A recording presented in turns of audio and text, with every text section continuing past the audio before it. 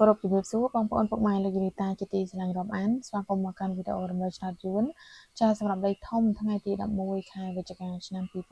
2025ចាសម្រាប់ថ្ងៃនេះដែរស្គមតាពុកម៉ែមីលីបងប្អូនទាំងគ្នាសុខសប្បាយកកភ័យត្រូវឆ្នោតទាំងអស់គ្នាតែម្ដង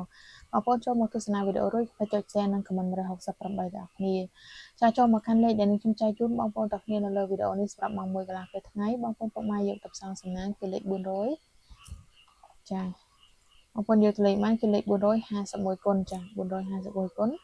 ចាសម្រាប់ឆ្នោតយួនហើយមកគ្រាប់ទៀតបងប្អូនពុកម៉ែយកទៅផ្សងសំណាងបានគឺលេខ079គុណចា079គុណចាអញ្ចឹងលេខទាំងពីរគ្រាប់នេះបងប្អូនអាចយកទៅផ្សងសំណាងបានសម្រាប់ម៉ោង1ចាម៉ោង4និងម៉ោង6កន្លះពេល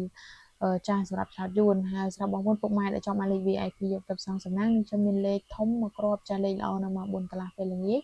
សម្រាប់ឆ្នោតយួនចាស់សេវាត្រឹមតែ$30ឬក៏120,000រៀលទេហើយត្រូវជូនបងប្អូនទាំងគ្នា100%តែម្ដងគឺ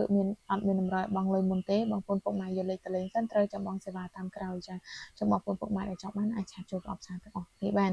ចាបងប្អូនទស្សនារួចកុំភ្លេចចុច Share និង Comment 168ទាំងអស់គ្នាចាអរគុណសូមគោរពលា